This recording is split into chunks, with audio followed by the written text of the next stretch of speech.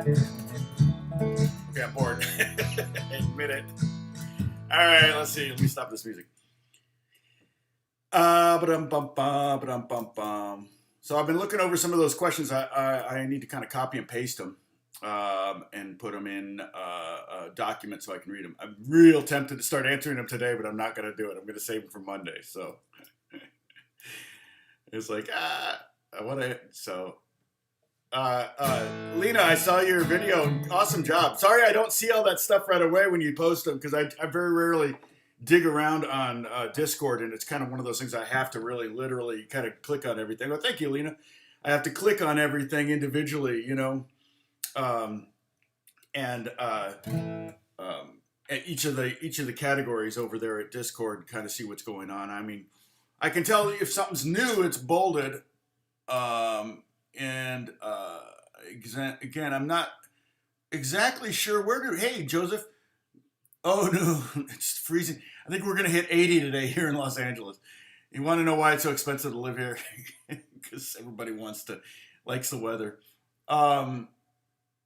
Hey, Brian Hawkins. Hey, Bruce, Holly, good to see you. Dennis, got all the moderators on quick.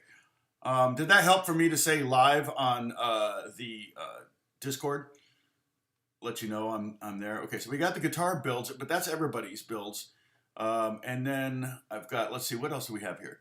This Tom CG build, which is, or CGB build, CBG, cigar box guitar build that Bruce is doing, and answering a lot of questions. Really cool. At the risk of losing some buying opportunities myself,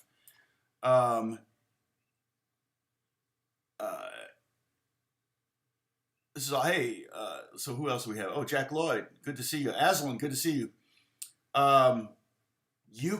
A great shopping place, a place to check out, look for musical instruments is shopgoodwill.com. And basically what it is, I don't think it's every product and every Goodwill. I don't know how they actually do this because they are taking bids on things. So they must take things that they feel like that can generate more money. I mean, obviously, they're not going to put a plate that they've got on sale for 50 cents up on Shop Goodwill. But a lot of musical instruments. I mean, if you're looking for a ukulele, you can probably get one for 10 or 20 bucks on Shop Goodwill. And it's going to a good cause. The money's going to a good cause, and it's funny because I would probably call what you would call a conservative, and by conservative, we conserve our money, we conserve our resources, we conserve the world. And one of the things is Beth, pretty much all of her wardrobe is from thrift stores. Our kids are all like thrift store fiends. And it's because we were so poor for so long when, trying to be a musician in Los Angeles is not, it's a bad combination. And to have 3 kids on top of that is like, what are you thinking? But the crazy thing is that's one of the best ways to really, be less, for there to be less consumerism. Although if everybody shopped at Goodwill, then nobody would buy new stuff that they donate to Goodwill. So I don't know how that would work. But we've always kind of recycled other people's stuff. So we're big into recycling. So always have been. Buying shopgoodwill.com. I guarantee you'll find something up there. I mean, I check it about once a month, and I saw a girl do a video. She's I think one of you recommended her, and she repairs guitars or something. I was watching her video. She found this like 55 Les Paul on Shop Goodwill. I don't think she paid very much for it because it was in awful shape and she was refurbing it.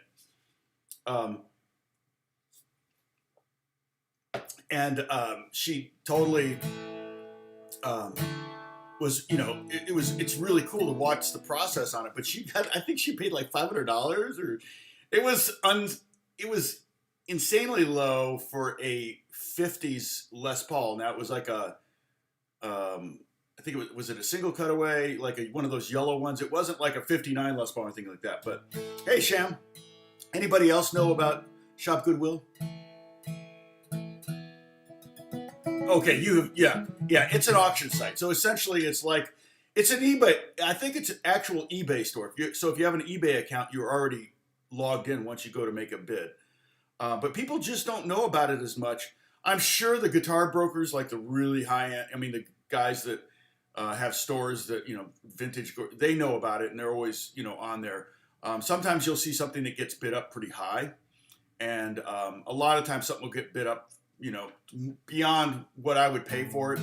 Um, but you never know what's up there. I mean, I can check it right now and see what, how many ukuleles are there. But it's literally just shopgoodwill.com. And you can go right to categories, and the categories, they have musical instruments, and then within musical instruments, they have multiple categories. So you can, amplifiers and effects, brass, electronic, guitars and basses. So let's start there. Let's just look at guitars. Oh, it gives me acoustic or electric. Let's go with electric. Let's see what's on. Okay. And then, apply. I have to hit the apply button. Oh my gosh. 307 results for electric guitars. Here's a Kent. Oh, it says for parts. Epiphone Gibson 335 for 451 is it's bid up to 451, 24 bids. And you can sort, I think, by different, when it's going to expire. PV Rockmaster for $39, 7 bids on that one. But it's only bid up to $39 with 7 bids. Squire bass. I mean, you could get a cheap bass. I've got a friend that keeps bugging me to get a Flying V. I have no idea why he wants me to get a Flying V. A Dan Electro-Electric. This one's kind of cool. Oh, it's bid up though. But yeah, I mean, there's just. Let me sort by price and see what's the most expensive. Price highest first.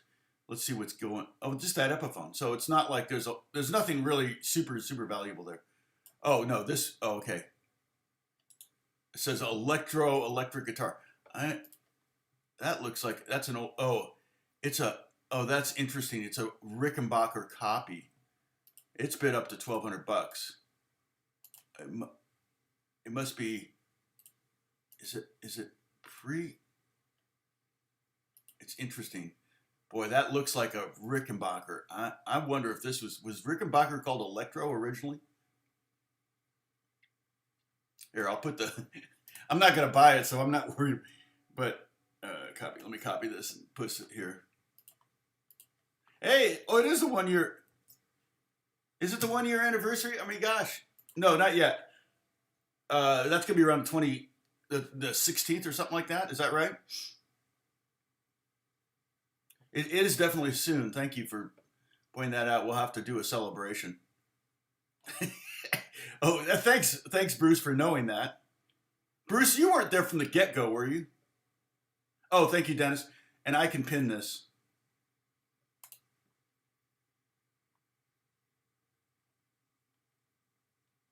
Hey, Zach, what's going on? Good to see you.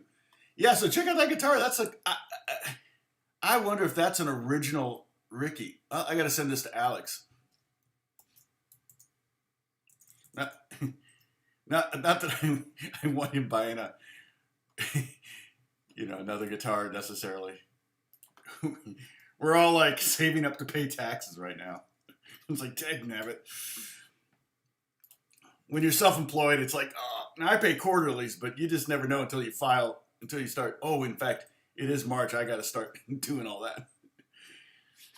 You just never know how much how big a check you're going to have to write, how many guitars I'm going to have to sell to pay my taxes. So we're going to continue on this, the B section of Bill Cheatham. We'll stop. We're going to take a pause from, after today, pause on the bluegrass stuff. Got a nice little message from Dave, the Flat Pick Apprentice. I'm going to find his page. If you don't mind going, now he's doing a live stream too. I don't know if it's at the same time as mine, but once a week he's doing it looks like a 2-hour jam with a friend.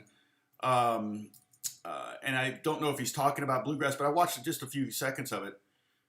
But maybe let's give him some love. Tell him maybe let him know that you're from, oh no, I got to go to YouTube. That from my site, Flat Pick.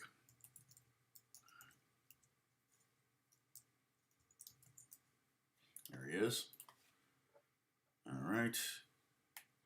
I subscribed. So and he's over 1,000 subscribers. So that means he can monetize. And I just was reading something on YouTube. So feel free to do that. Also, I need to give you Tony's email address, my nephew, who can do Zoom lessons if you're interested in doing Zoom lessons. So,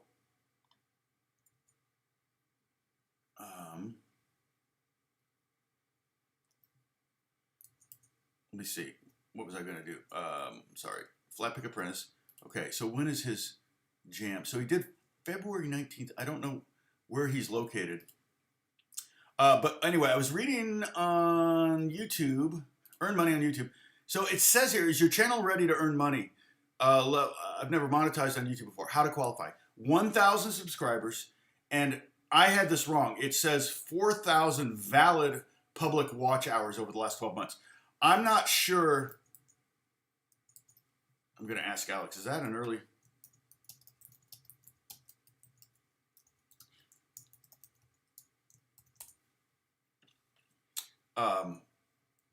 My friend Scott would know. He's a Rickenbacker. Oh, okay. So that's why, okay, it's going to get bid up.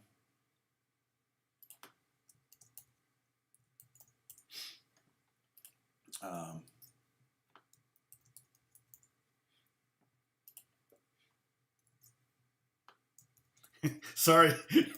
You're like, Tom, this is the most boring live stream. I'm texting Alex. I'm trying to get him to come onto the channel. So yeah, so it's only 4,000 hours that you have to. I thought it was 10,000 hours in a 12-month period. But it said. What did it say? What was the word? Valid. So I think what they mean by that is that you can't just have like 5 computers from your IP address and just have like them all running your video in circle for 4,000 hours. They would probably know that. I don't know if I watch my own videos, if I get a credit for that. You know what I'm saying? Because if I'm logged into my account, if I'm not logged into my account, maybe they wouldn't know. But if I'm logged into my account, I don't know that they would actually give me credit for that. So, okay, sorry. And then, so like Monday, I'm going to do an Ask Me Anything, an AMA. You know, I should post that on Discord. I'm not Discord. Sorry. On Reddit. Let's see if that thread may be dead. But let me just look it up real quick and see if that thread is, you know, because don't they kill threads eventually in I'm typing too fast. Oh my gosh, I'm typing too fast on my computer. There we go. Boom. Okay, so can I add a new comment? This thread is archived. Yeah, no.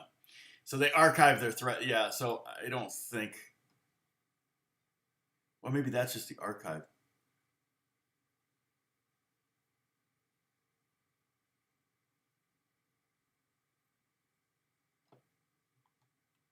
Interesting. What? Oh. Well, at least somebody's promoting some of my videos, which is cool.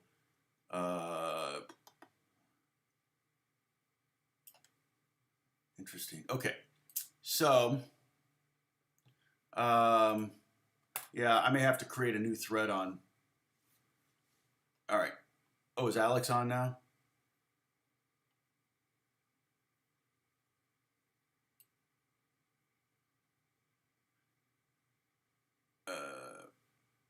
Oh, you've been a long time sub. Oh, good. Okay, cool. Bruce has been a long time sub. Okay, Witsen. Hey, good to see you, man.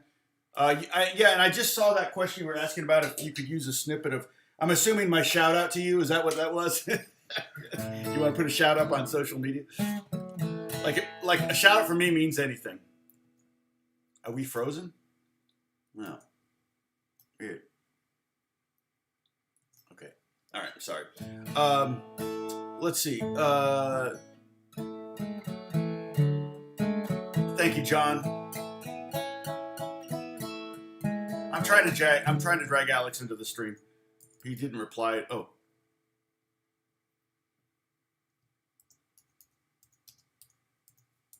I said join us. Okay, so let's see. Thank you, John. Oh, good. Orville. Oh, we're at. Okay, good. Your storm. Okay, can you get off the island yet?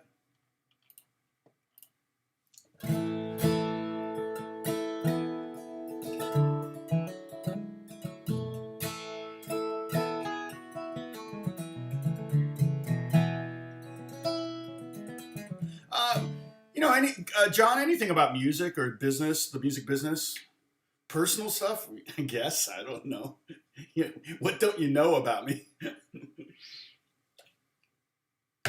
I'm way too much of an open book. I can tell you this. My favorite child is Jack. I'm just kidding. I think Alex is on now.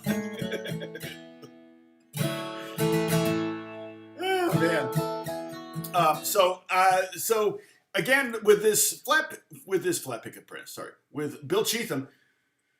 Really, you want to get this. Again, we're capo at the second fret, so technically we're really in A. I hate especially when we're doing the tab thing and we're up here.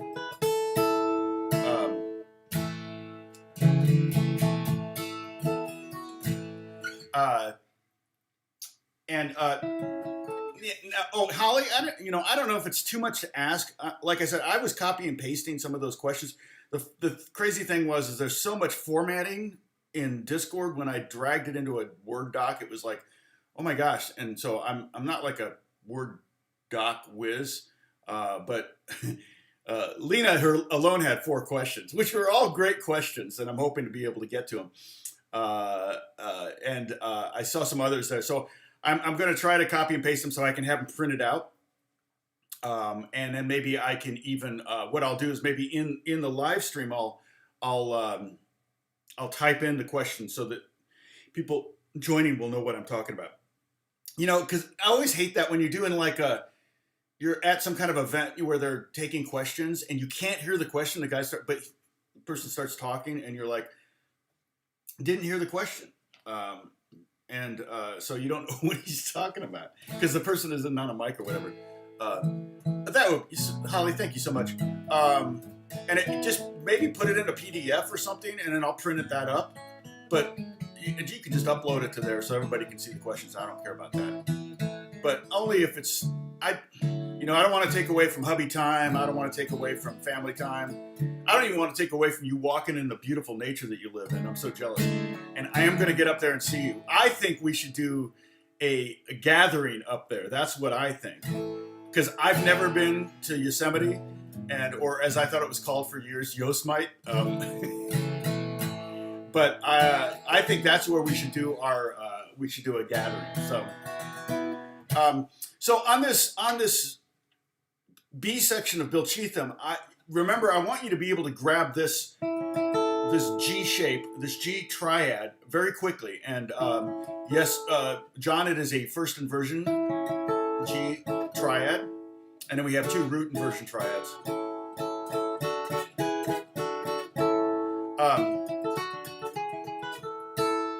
Okay, the reason is it starts 3 of the sections. So coming out of the A section, you're going to need to grab this chord. And then in bar 3 of the B section, you're going to need this. And in bar 5 of the B section, you're going to need it. And then when you go around to repeat the B section, in bar 1 of the B section, you're going to need it again, and so on and so forth. So you could just take your hand and then grab that. And then take your hand and grab it. So you are ready to go. That will help bring up the speed of this. The tempo that I have in the here, and I did upload this, but this is just the B section. The tempo I have here is 100, so it's pretty slow.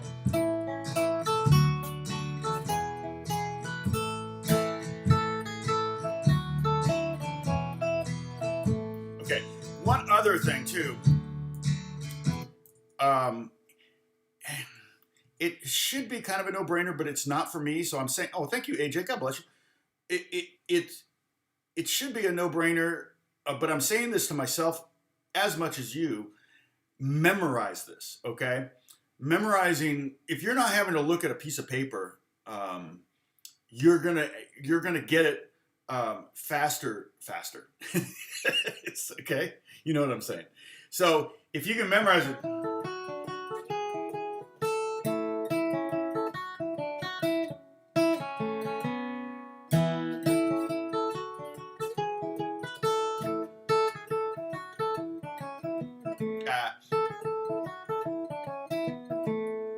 I didn't do the fingering I wanted to do. And you'll notice I wrote out the fingering for the fourth phrase.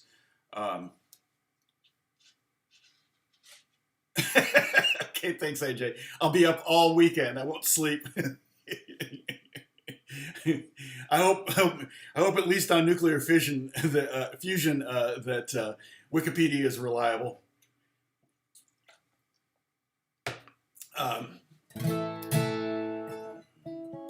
Yeah, you might want. No, it's Jack you want to ask.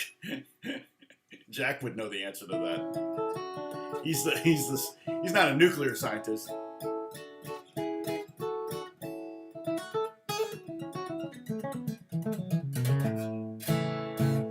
Okay, so again, you want to get that down. Now, the other thing we want to get down is the alternating picking on the triads.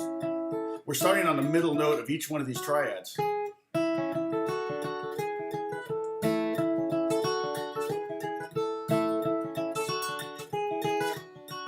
can even do a little exercise where you're just going back 1, 4, 5, 4, 1, 4, 5, 4, G, C, D, C, if you want to practice.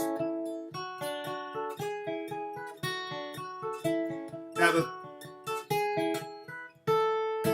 okay. The other thing you could, if you want to, I talked about this in the ukulele. Did you like my ukulele video? I can't believe it doesn't have very many views. It's actually trending lower than average. I'm like, come on. It's so frustrating trying to catch lightning in a bottle twice here. What would you want to ask me? What? Yeah, Alex needs to do an Ask Me Anything. You know what? I need to aim my... No, the other way, like that. So you can get the rest of the headstock. There we go.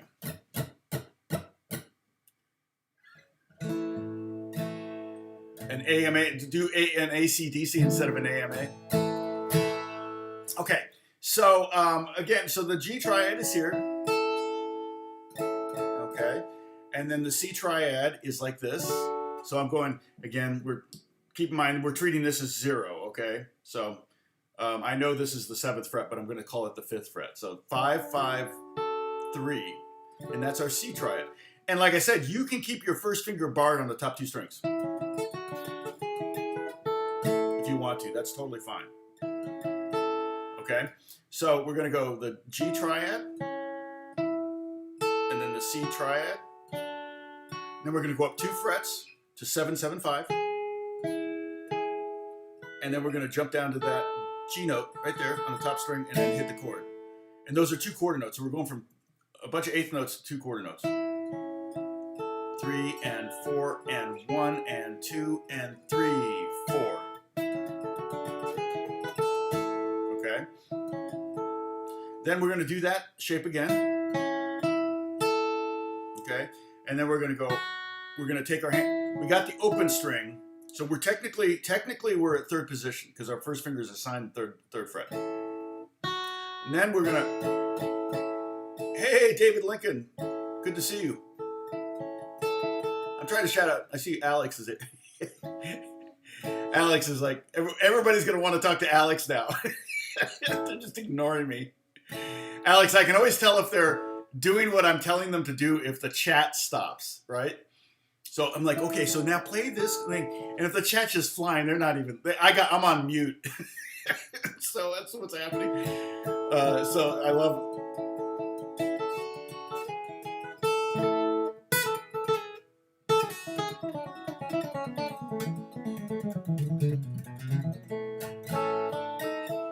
Okay, so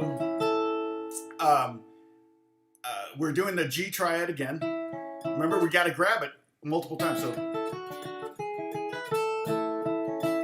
and if you just have it ready to go, you'll be ready to go at the beginning of each phrase. And that's kind of one of the keys on playing faster is getting in position as quick as possible and feeling comfortable there. And so that's the first part of the second phrase, and then we're going to hit open E string, and that's our opportunity to go from third position to first position. Okay, so we're going. We can even practice that where you play the triad, hit the open string, and move your hand at the same time. And that's the next note there. So if you want to practice that, the next note is the open E, but the next note after that is the D at the third fret of the second string with an upstroke. And you can practice that. Now, for me, this next phrase is kind of hard. Because again, it's not scalier. You know, we're playing again triads. I could be tempted to go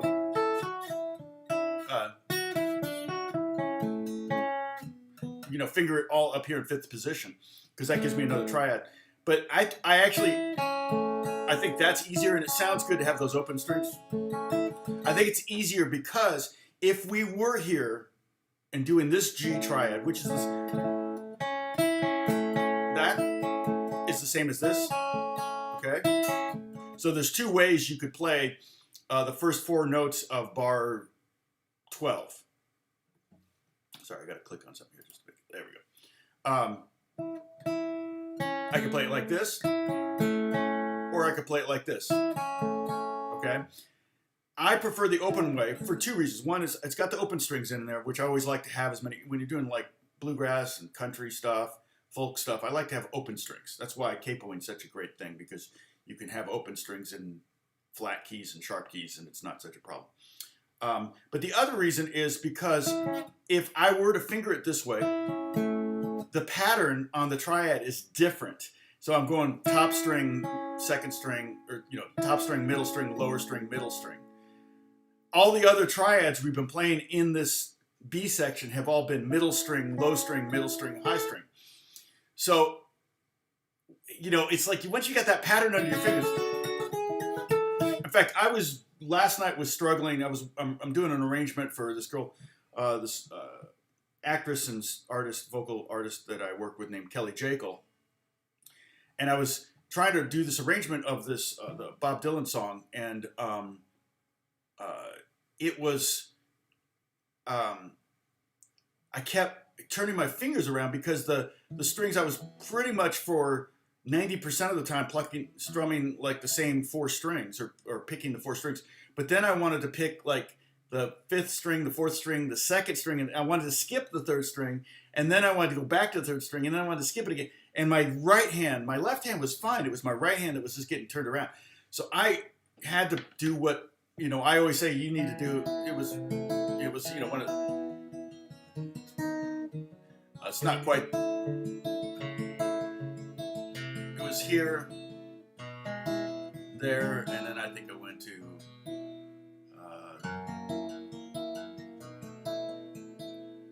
And so, but it was pretty fast. It was like, so it was almost like a banjo roll. And so I had to practice changing just, you know, from this chord.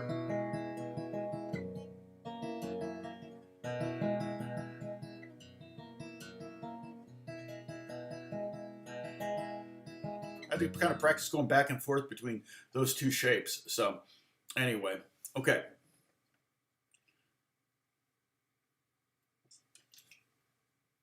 What are we talking? Are we still talking about nuclear fusion?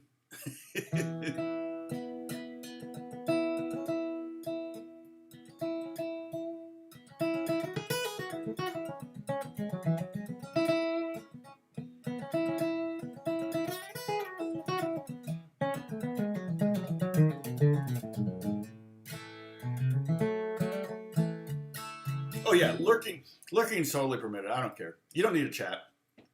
Chatting can be a wormhole too. But yeah, if you're getting enough from me, you don't need to get anything from them. So there. So take that. No, I'll just mess with you. Okay, so and again, you can work on these phrases. They're perfect little phrase individually. But I would also work on the transitional moments. Like you could say even the last note chord of bar 10 to the first phrase, the first four notes of bar 11. You could do the D chord here at the end of bar 12 and go back into this. You can practice that.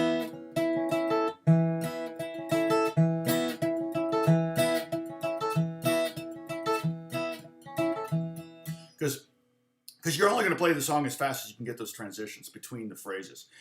The phrases you might be able to nail, but if you can't get to the phrases in time and you're always late to them, you're going to feel panicky in your heart. And the key is to play slow and get it nailed. Yeah, Paul lurks almost all the time. He's here every day, and he lurks all the time. He'll usually say hi and bye. That's what we get from Paul. And I'm fine with that. And Paul's an old friend. We've been friends since junior high. We were in a band together. I don't think Alex and I have been in a band together. Like it's church band, if you count church bands. Okay, so then the phrase at bar 13 is the same as the phrase at 9. Okay. And then the fingering. I think this anybody have any opinion about the fingering on bar 15 and 16? If you've got fat fingers, it might be a little...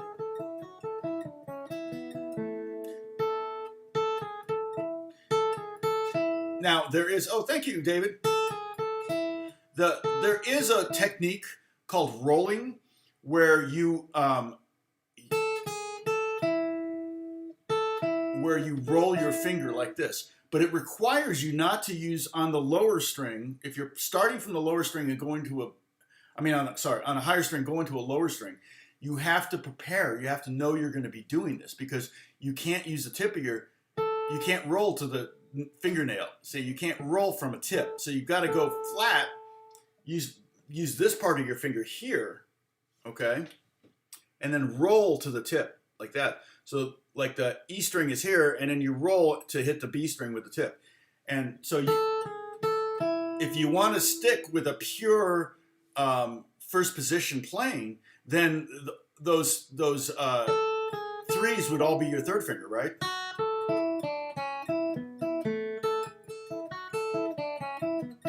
So you're kind of barring with your third finger. The first one though is you can't really bar. You can kind of get the fat of the finger, and you can practice that if you want. But I just almost. But if, like I said, if your fingers are a little fat, this might be a little tough to get all of this in there. But essentially what we're making, if you can make a D chord and a D sus chord, that's what it should feel like. It should feel kind of like you're playing a D sus chord. Almost easier because your first finger is not going to get in the way. Your first finger is going to stay down in the first fret, okay?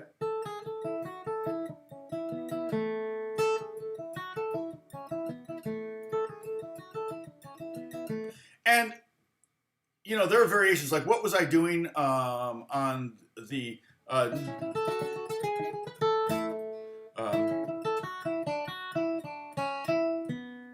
was doing that sometimes, which is, I think, here it is.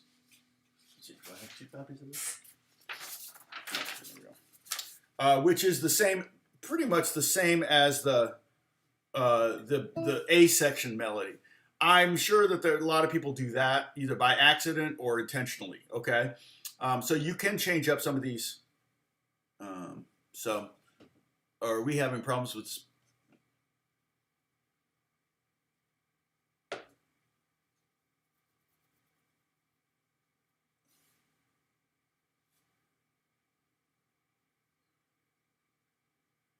Oh, don't forget, all work, no play guitar. Widow's mite. What is widow's mite? I know that term. I'm trying to think what it is. I'm coming late to the discussion here.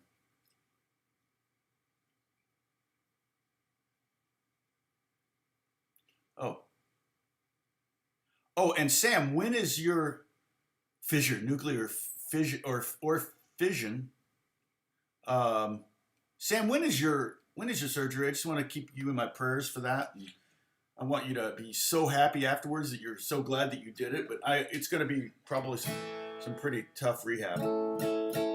Hey, Guitar Dog, good to see you. You had me at fat fingers. Yeah, you know, number one rule: insult your audience. I'm like the insult comic guitar teacher.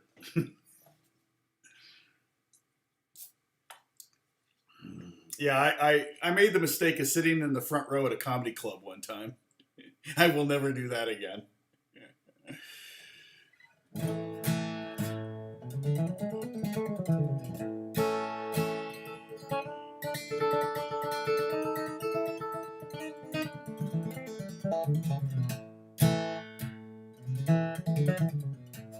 Yeah, it's going to be fusion, I think.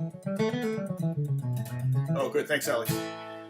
So, okay, so I'm going to play this at 100. You can join in if you can do it. Now, obviously, I already missed the beginning, but we're just doing the B section here. Now, bar 13.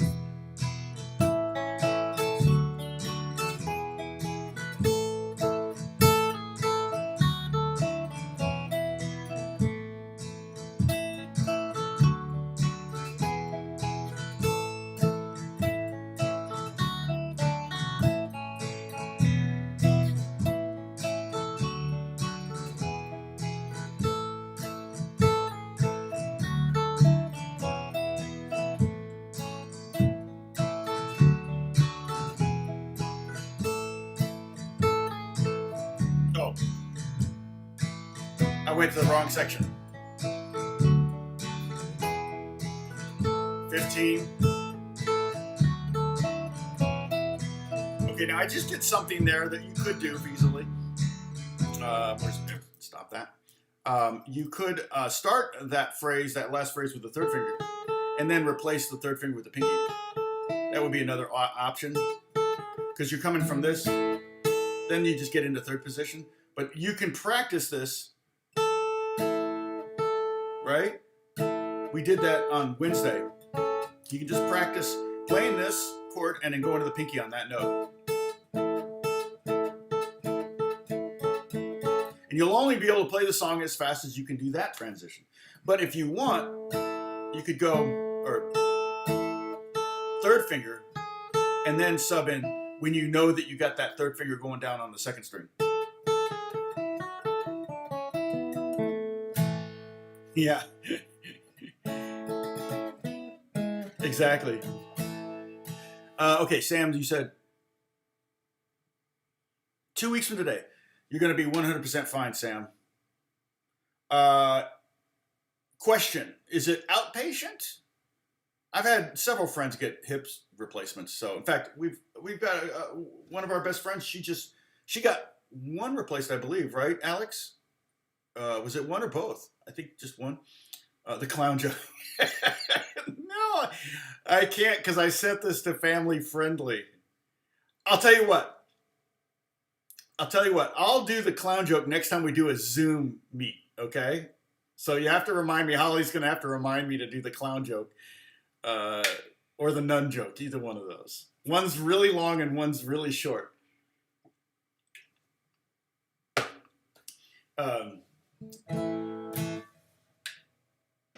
One of my favorite follows on TikTok is a bunch of these black kids. I think it's a black fraternity, but I'm not sure. But they are freaking hilarious, and they tell dark jokes to each other. You know, like what's that card game? Cards Against Humanity, like type jokes. Oh my gosh, and they're so funny, and they just laugh so hard. It's so fun to watch them. Yeah, John Rickles could. He was a. Yeah, this is much harder than Wildwood Flower, Lena. Yeah, I apologize for that. I kind of realized quickly that sorry, something's sitting on my throat. That we bit off a little more. Sorry. I have to go to pause mode. But this is definitely going to be a challenge. Like I said, I think the first thing you do is make sure you can get all the elements down at a very slow tempo. And then memorize it. And then once you memorize it, just keep playing the elements, maybe each individual section. The B section or the A section is not too bad. Now, do I still have, here's the whole, no, that's down in the back. So I don't have, here's the A section. Okay, good. I created this. So the A section is, yeah.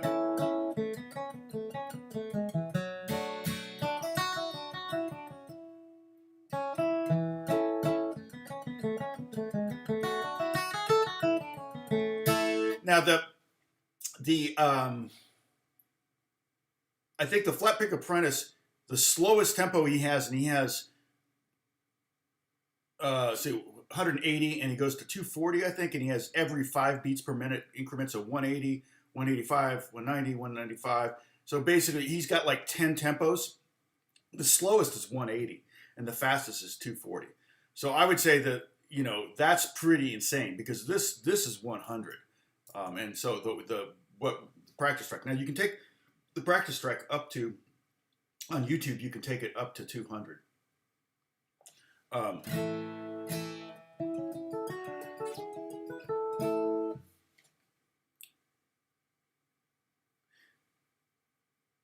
Oh yeah, no, Sam. That's NG. You know, my dad who was a serious athlete. He lettered in high school in baseball, football, and track. He was signed out of high school, or was scouted by the St. Louis Cardinals in 1949, graduated in 1949 from high school.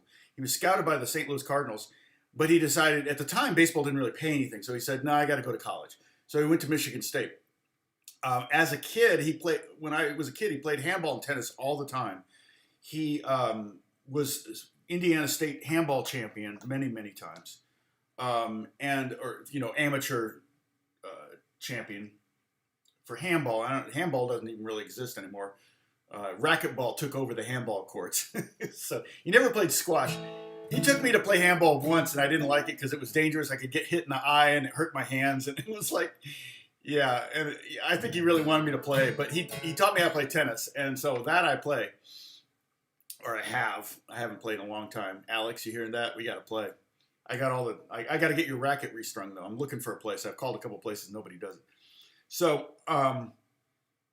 And then he got hurt, and I forget what happened to his leg, but he never went and dealt with it. Here he was, probably younger than I am now, and a guy that was very athletic, constantly doing, and he lost all of that. He didn't, he was very disciplined about eating, but I wished he had gotten that fixed when it happened, or I think, like I said, he was in his 50s. And the rest of his life, he was gimpy, and and I think it was just like a torn muscle or a torn tendon or something. It may have been a hamstring. I forget. It was one of his legs. Satanist Cardinals. Yeah, the Satanist Cardinals. That's almost redundant. Nah, I'm just kidding. Insult my... Uh-oh. Dang it, buffering. What the heck? Why are you dropping down? Okay, back to green. I've just got a little, I should do a screenshot so you can see what I'm seeing, but just a little green dot down there that I can see. I wish I could make it bigger.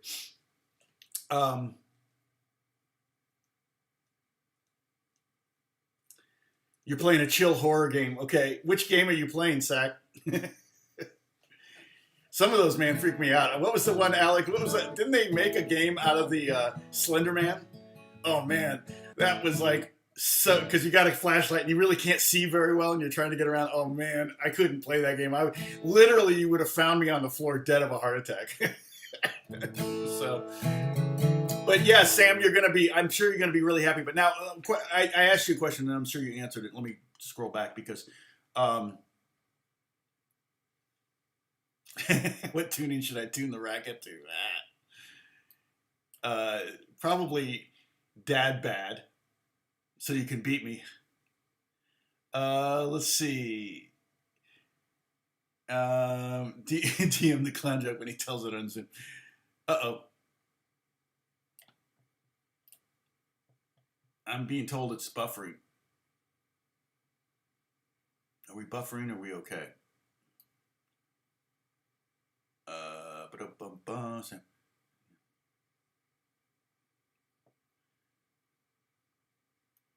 Yeah, it's always scary to go under the knife, though. But and I trust me, if it roles were reversed. Oh, nice. Oh, so you're a Michigan fan? Yeah, I'm a fan. I got lots of family who went to Michigan. Both my parents met at Michigan State. Michigan State's East Lansing. Michigan is Ann Arbor. Is that right? Or am I reversing those? But oh, you could totally play this song on electric guitar. Totally. Yeah, totally. Good.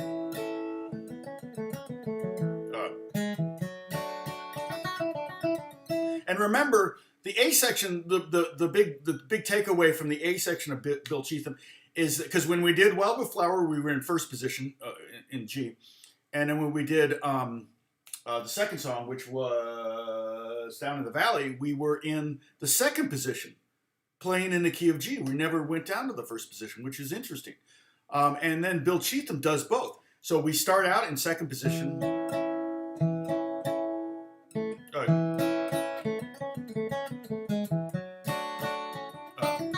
And go down to first, and then back up to, and so what we have to do, we have to practice shifting between first and second, and we were doing that.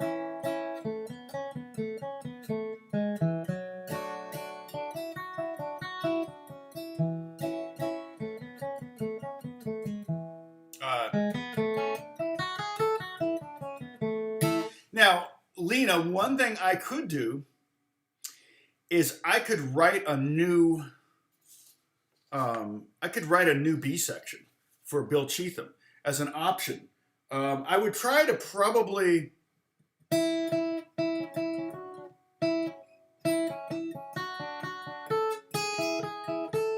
maybe something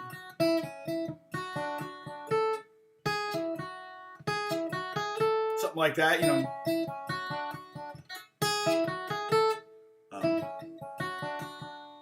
I don't know if it would be any easier, to be honest, but I could write something that stays in the first position the entire time, and that way you would have, and it would kind of, I would try to hearken to the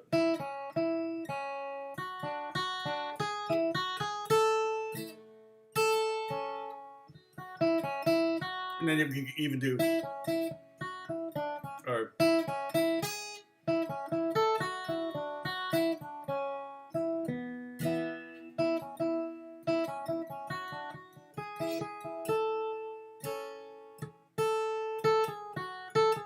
I'd probably still keep that last phrase. I mean, if you're struggling with this is one of those things, though. You could just sit. I don't see anybody speaking Greek.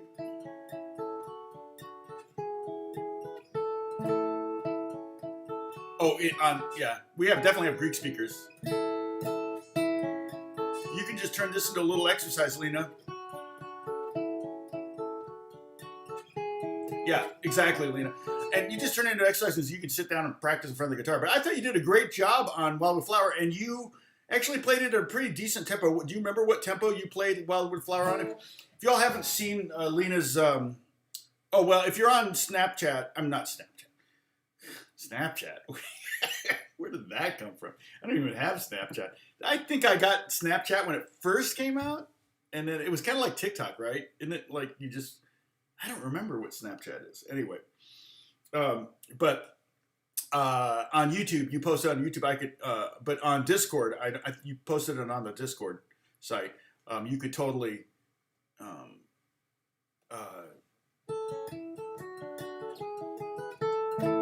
You could. Oh, you did 200 BPM, really? Wow, good for you. Was that the eighth note though? Was that the quarter note? Hey, there's someone speaking Greek. Oh, Ukraine. Sorry. Sorry. Sorry. I just saw your name and I went, wow, that looks Greek to me. So I just assumed it was Greek. Ukrainian. Greetings from Ukraine. Oh, you want to say thank you? I picked up the guitar only 2 months ago, and your videos are super helpful to me. Oh, that's awesome. Yeah, and I've done this live stream now. This is what, 184? I've done 184 live stream lessons that have all gone pretty much 2 hours since COVID started and some COVID lockdowns in California. You know, I still see people in their car wearing masks alone, and I'm just kind of like, I don't know. I mean, if you're really afraid, I guess if it makes you feel better. So, Sam, my question for you is: are you going to be in the hospital for a long time, or is it kind of not an outpatient thing, but are you able to go home pretty quick?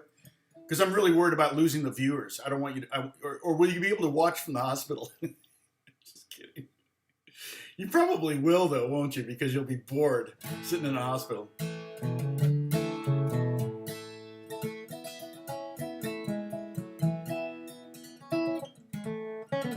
Yeah, we try to keep it to English, Sack, just because I don't. Well, here I'll tell you the main reason, and we've had trolls that did this. So I set my settings so that these are friendly. I don't say these videos are ever made for kids because that's a whole different series of hoops you have to jump through. But I do say they're safe for kids, and so. I try not to cuss. I think I've let a couple cuss words slip maybe twice in the 184 lessons. And then we try to. I'm not exactly sure if there are some issues where cussing in the chat can get detected by YouTube and then flagged.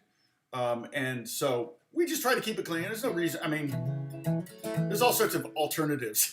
So, and that's why I like the people in English, because if you said a cuss word in Greek, I wouldn't know. But if you say a cuss word in English, then we can delete the tweet, or the tweet, not the tweet, but the comment. So anyway, the A section.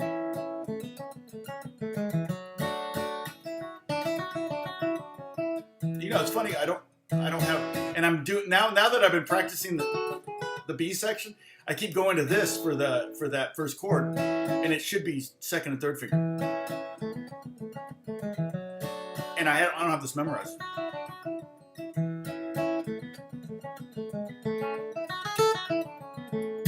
Okay, so that's the A section. Then the B section is, let's see, can I just go up like this? No, I have to be. No, I have to click in the scene window here. There's that. So this is the B section that we've been working on.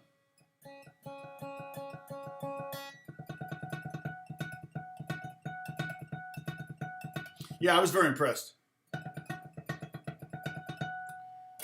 Okay, so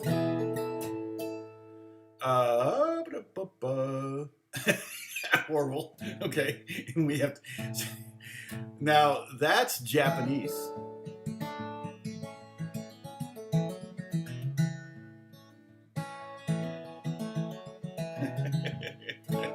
It's all right. I don't mind the thumbs down because I'm probably chatting too much with you guys and not teaching a lesson.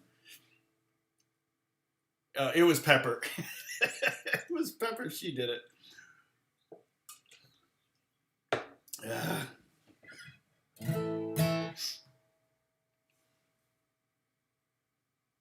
Oh, horrible. Somebody translated it and then Dennis deleted it. As per my instructions. Okay.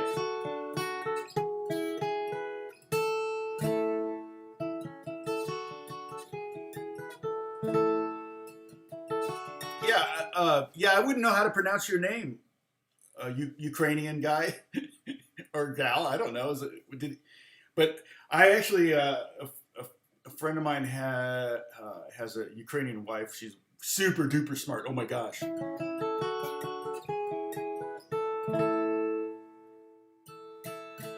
Okay, so let's do this. Let's do the G triad and practice our right hand picking here. Down on the middle string, up on the low string, on the third string, down on second string, and up on the first string.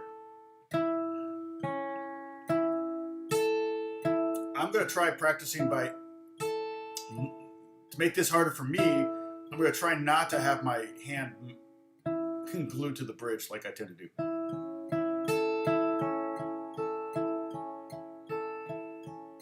Oh, it said, I enjoy the lesson in any language.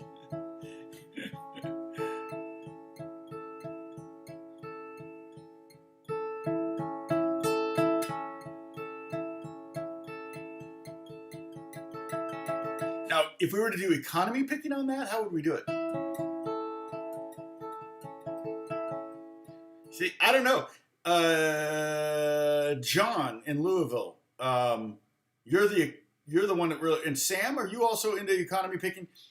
Try if you've got this down with the alternating. Now try it economy and see how it feels.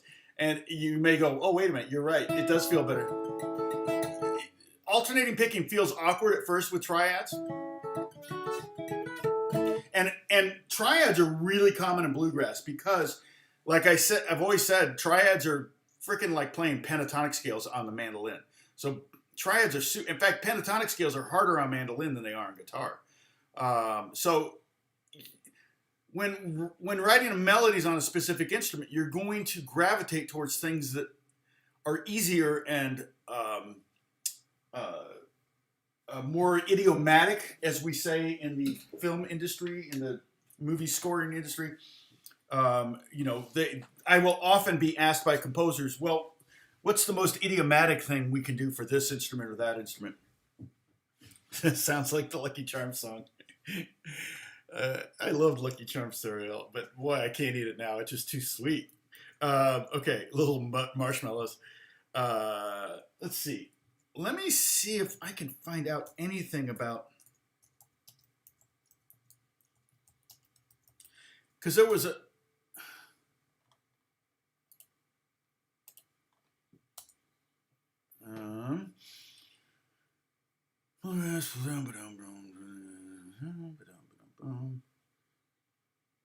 tab, simple notation, simply mandolin. See, I'm seeing a lot of violet.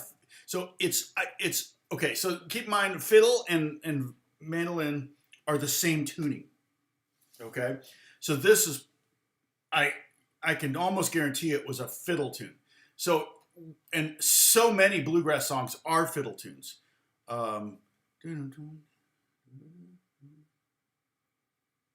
It's funny. This is an A.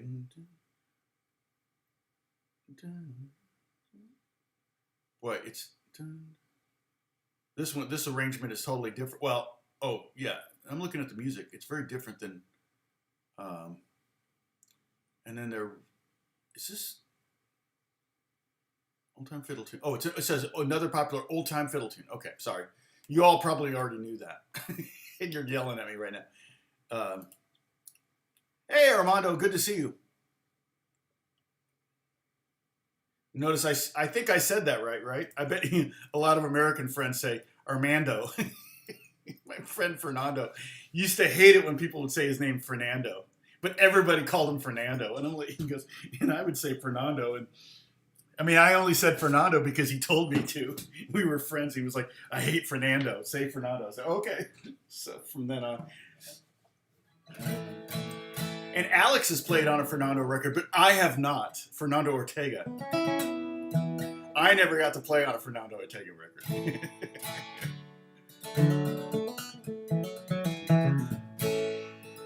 Yeah, we have a lot of comedians here. Actually, Pepper has actually done stand-up. The actual hardest job in show business, I believe.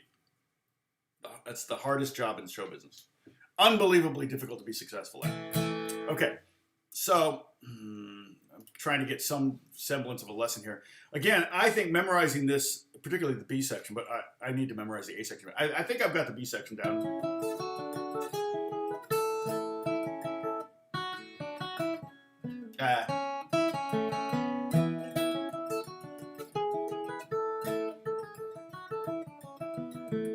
Okay, so the only section I'm having trouble with is the second phrase. And it does feel a little a little spun around. So,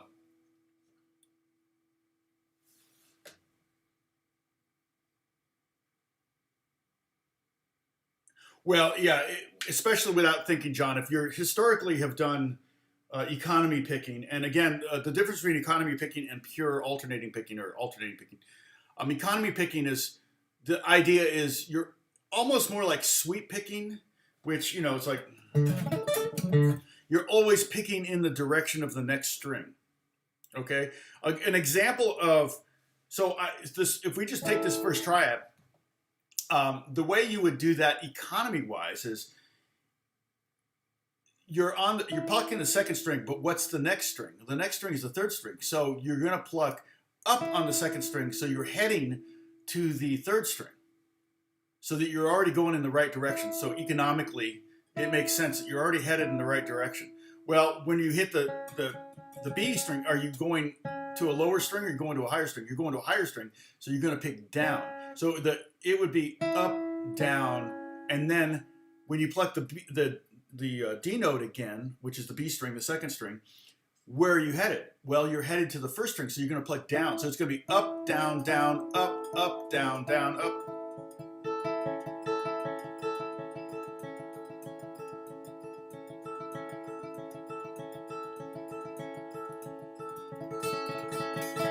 I mean, I guess technically that's that little that's economy. I mean, yeah, economy picking, but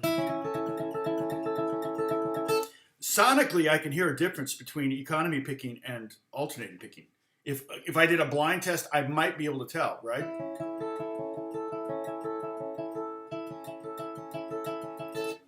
There's a slight difference between an upstroke and a downstroke, especially obviously with a chord.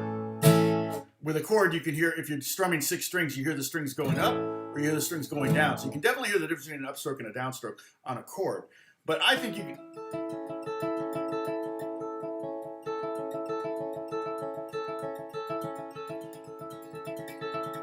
I feel like I can get faster now on alternating picking. It didn't used to be the case. So alternating picking triads is a new thing for me. It's a new skill that I've added to my repertoire. But that's the difference between economy picking and alternating picking.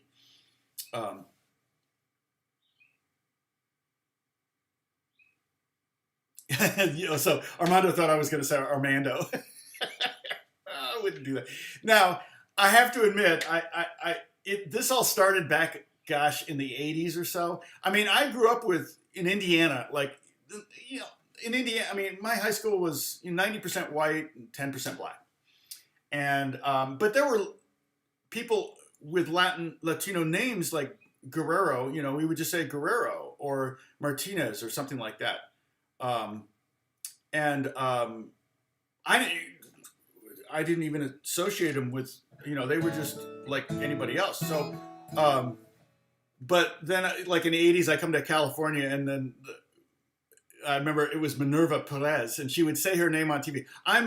She would say, hey, this is so-and-so, blah, blah, blah, blah, blah. She'd be speaking like she was born in Chicago or something. And the next thing you know, she says, Minerva Perez. And she'd be hyper, pronunciation on her own name, but nothing else.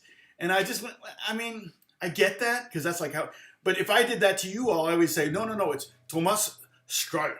I'm not going to do that. Strahle. My name has been bastardized for so long now that it's like, I'm not even going to try to bring it back to its origins. And Dennis probably would say my name's Strahle. Like if I hung out with Dennis and he introduced me, he'd probably say Thomas Strahle. Which, I wouldn't mind hanging out with Dennis. I want to go back to Holland. I loved Holland. And David Sillers, David introduced me. I don't even know how he pronounced my name. So, hey, Waterman, good to see you.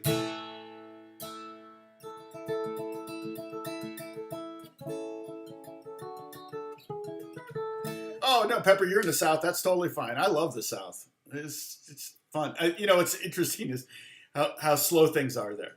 I think my dad moved from California to Gulfport, and he would get so mad at the grocery store where the people in front of him would have these long conversations, with the checkout person. It was like,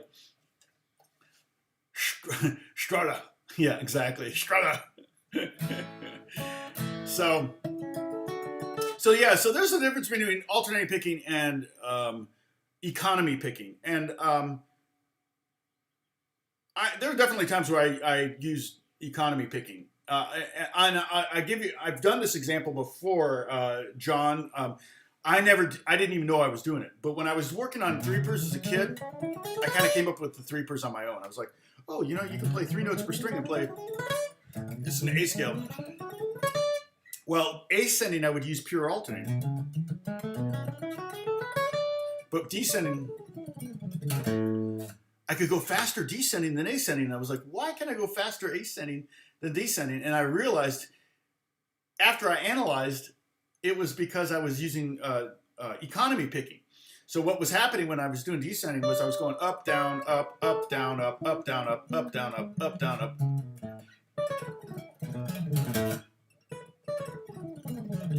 I mean, I was faster when I was 18.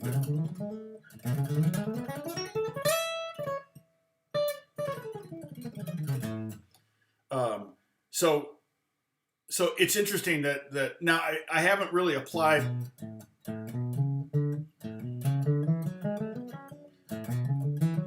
the economy picking ascending I can't do, and the economy picking descending just happened on its own. I didn't contrive it or conspire to it. So it's just weird to me that happened naturally. So thank God it's Friday. Yeah, except I need to take a day off. I work 7 days a week. So when Friday hits, I'm like, oh shoot, that's right. I got to play it at church for the Saturday and Sunday, which I love doing, but it is one of those impending like things I got to do. So I also have to finish the song for Kelly Jekyll. You can look her up. She's we've done some stuff together, some shows together and stuff like that. Oh, Jim H is taking off. Okay, Jim. Oh, I haven't even done many infractions.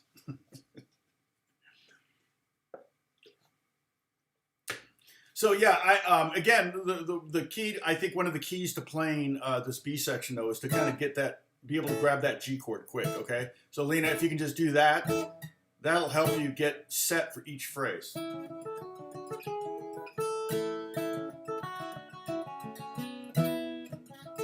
Right.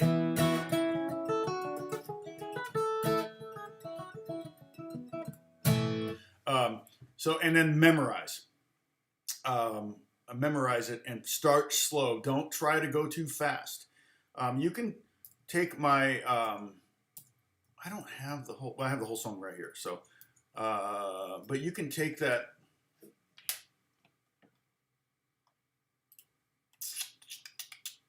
Yeah, my ukulele video is just like not doing anything.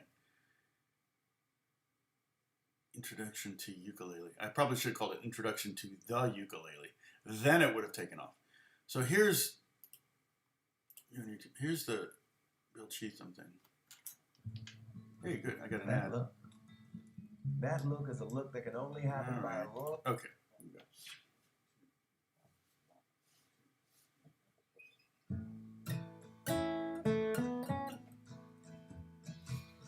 I got turned up. Okay, so I'm going to play the melody here, the whole song. 1, 2, 3, 4.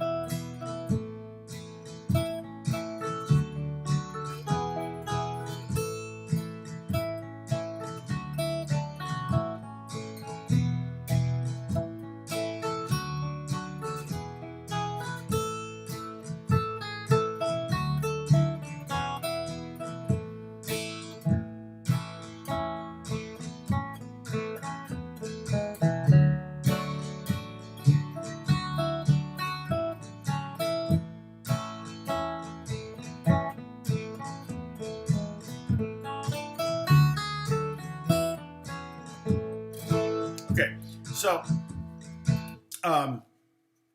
the great thing about Bill Cheatham is you got two. If you mess up the one of the A section or the B section, you get a second chance at it, which is nice because the song form is typically AABB. And it probably I should probably listen to more versions of it and get to the end of them particularly. The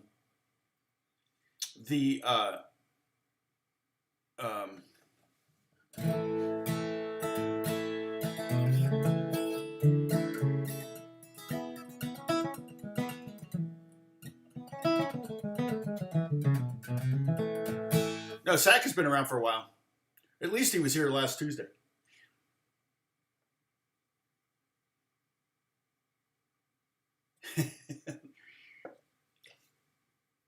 Yeah, Sack's been around.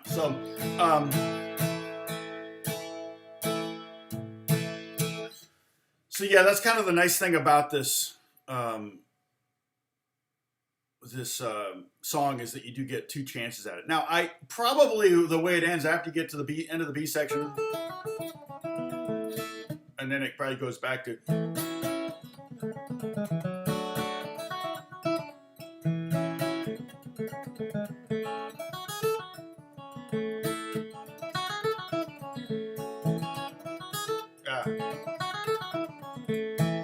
That's something we can talk about too. How do you tag a song? You know, it's usually what you do when you tag a song is you repeat the last phrase 3 times. You know, you get so you do the A section. So we're here on the A section of Bill Cheatham, and you get to that bar 7 and 8, and that's G, C, D, G, whatever. That. What you would do is you would repeat that section. Now, it doesn't always mean when you do a tag, it doesn't always mean you do the last 2 bars or 1 bar or 4 bars. It just depends. It depends on the phrase. And if it's a vocal thing, if they're singing lyrics, it has to make sense. You don't want to come halfway through a lyric to start your tag. You may have to go all the way back to an idea that might be a tag might be an entire half of a chorus. If you did the whole course again, you're just doing the whole course again. But tag, and then sometimes you can telegraph a tag. Like, for example, on this one, you could probably go, let's see, what would happen if you went...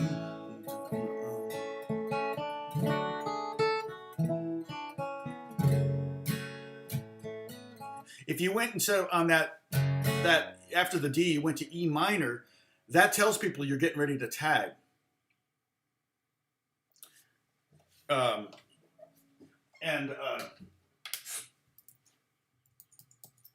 Sorry, so much church is asking.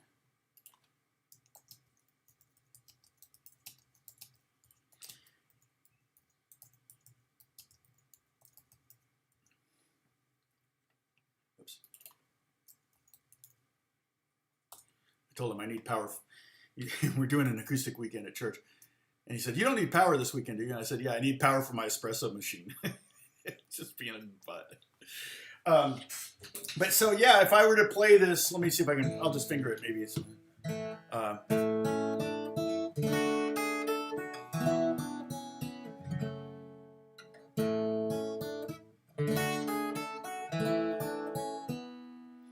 what could I do?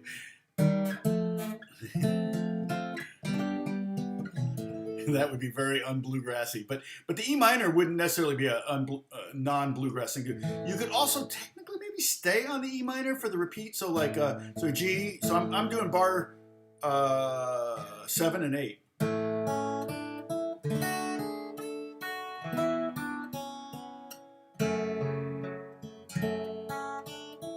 Now I like it going back to the G. So it'd be G, D, E minor, and back to G.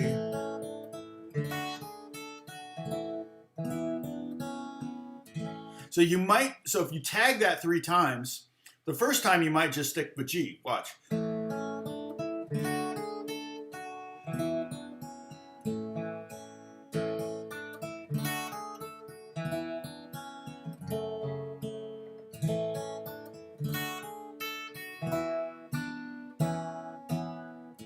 Okay. what I did there was I gave those eighth notes, that descending eighth note line, that D, C, B, A, they're eighth notes, but I gave them quarter note value. 2, 3, 4, and that's also a very common tool. It goes back to classical music.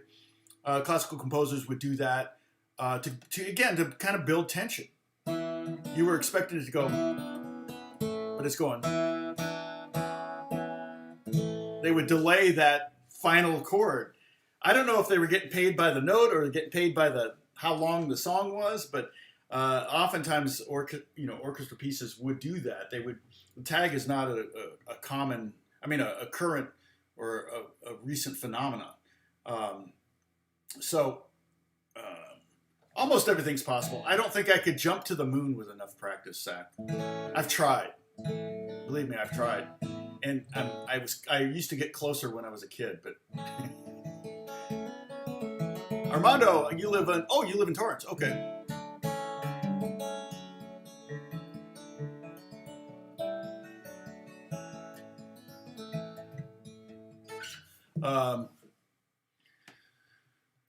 Let's see.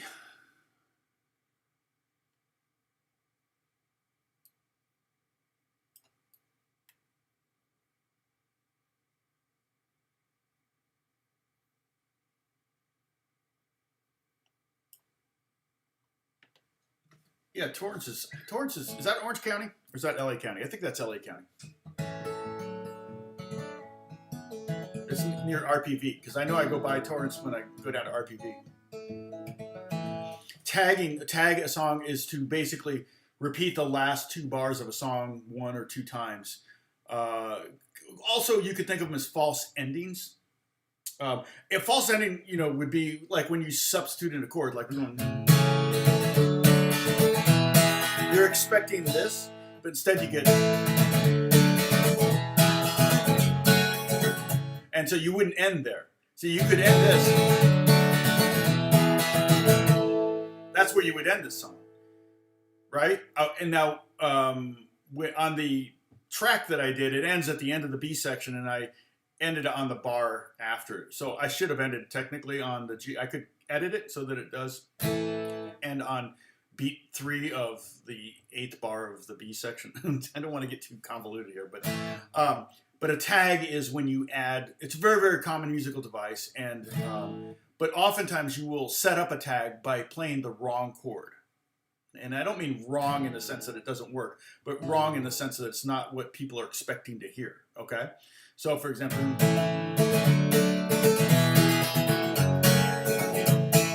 I can do that again.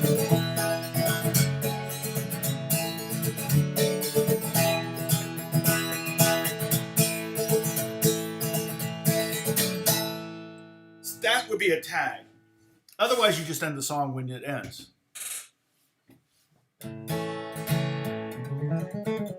Yeah, I'm in Los Angeles.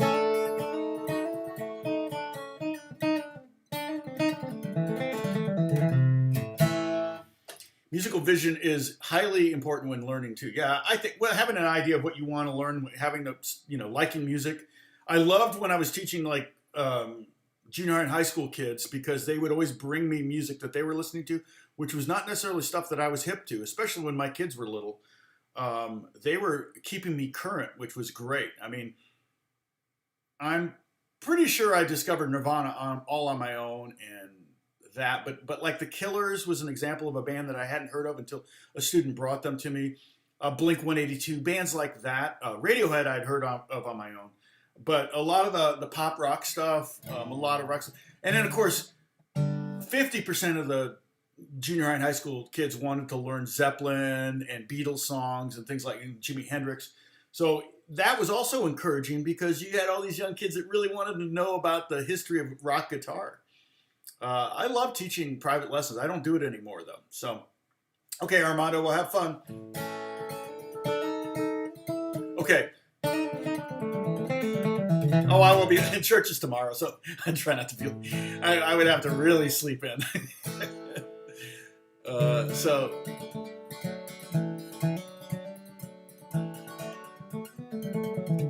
Yeah, you know, that Dennis, that's kind of where I'm at too. I definitely am a kind of jack of all, master of none, as they say.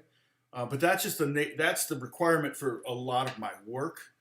And I'm picking up instruments all the time. In fact, I've got two more instruments coming right now.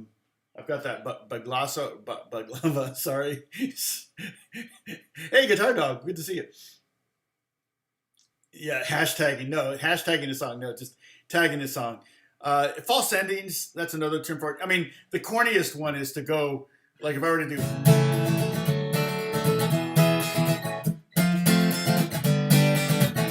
that one, and what that is I'm playing the 4, which is C. I'm playing the 5, which is D. Then I go to the flat major 6, which is E flat, which is a half step above the 5. And then you go to the flat major 7, which in this key would be F. So you go in C, D, E flat, F, G. And another false ending you could do is go to the 4 chord. So like we go to,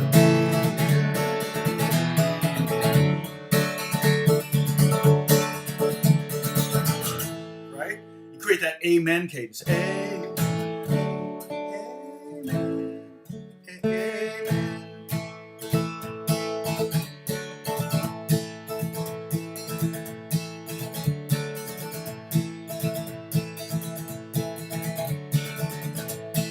Okay, so yeah, you could do.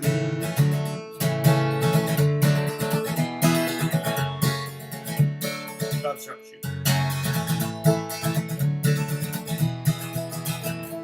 That would be a false ending. Another false ending, or not false ending, but a tag. But false ending and the tag, kind of the same thing. You can do a tag without changing anything. You could just go.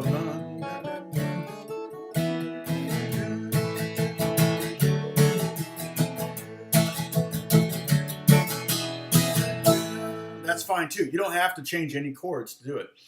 But if you're playing guitar and you're kind of leading the group and you're playing bluegrass, and you got maybe 2 guitars, upright bass, fiddle, mandolin, and a banjo, and you've practiced the song, you may go ahead and build into the practice, oh, we're going to tag this song. Or you may just go there and everybody will know what you're doing, right? So, because if you go there, now the bass player might have to follow you too. If people can hear you, they know what you're doing.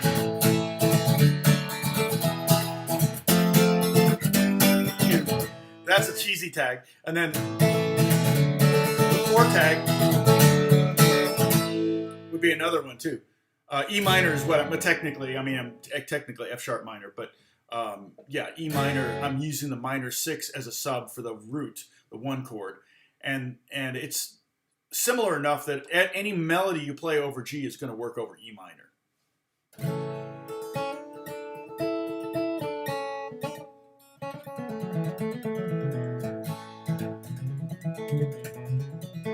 Yeah, yeah. Oh yeah, it's definitely culture shock when I first came to California from Indiana. Now I didn't live in rural Indiana. I was from Indianapolis, but nothing compared to Los Angeles. Very, very different. Yeah, and I do. What am I looking for here? There we go. I do session work. You know, and that I don't do enough to pay all our bills. That's not my main source of income. Writing music is probably my main source of income. I write music for TV. And then for reality shows mostly, sometimes scripted shows, but not very often. I don't score. I'm not a film composer or a TV composer, but I write music that gets used on TV, and that generates revenue. And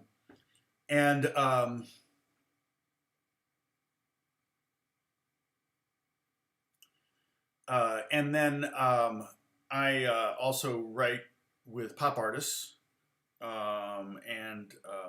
That is just another kind of a side thing that just kind of happened to be honest, in my 50s, which doesn't make any sense.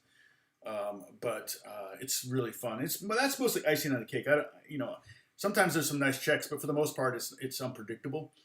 And then I also YouTube, and I have my church gig, so I do some gigging here and there. So it's really a patchwork quilt, not only of instruments and styles, but of also revenue streams.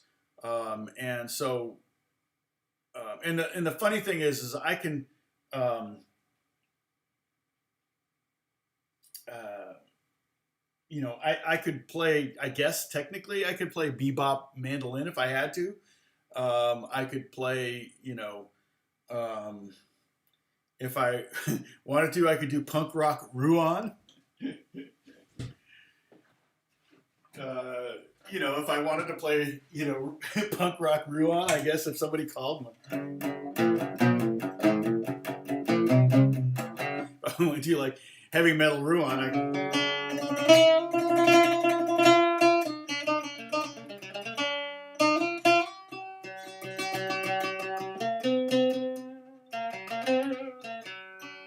Little out of tune.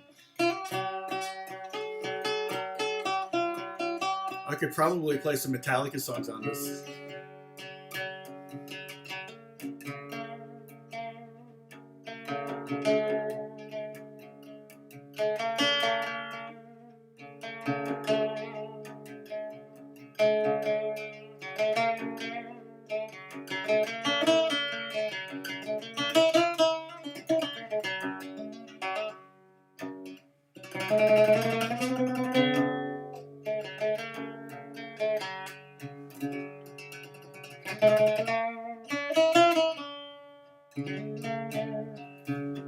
So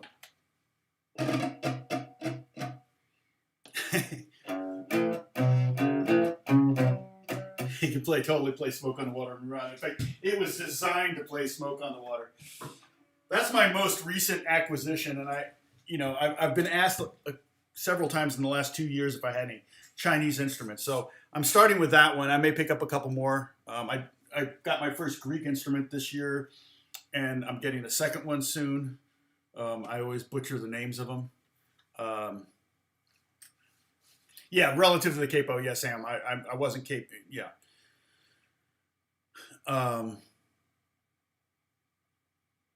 Yes, Ruan, I've seen that. In fact, I'm having a hard time, Lena, trying to find legitimate Ruan songs on YouTube. It's driving me crazy because every time I enter something, everybody's playing well, of course, there's a cute girl playing it, and I'm like, oh, okay, what's she playing? And I'm thinking, and she's dressed up in traditional thing, and the next thing I know, she's playing I'm like, wait a minute, I know that song.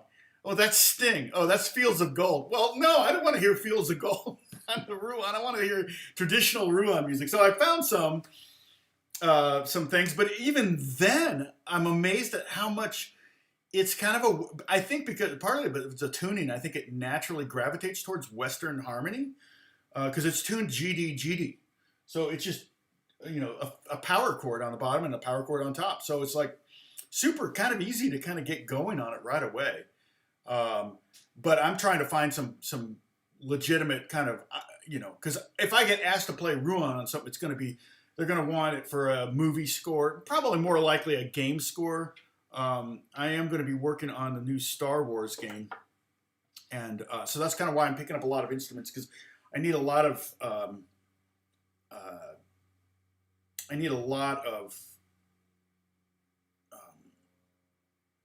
like weird stringed instruments. So that's kind of what I'm in acquisition mode right now. I picked up the Cheatham B.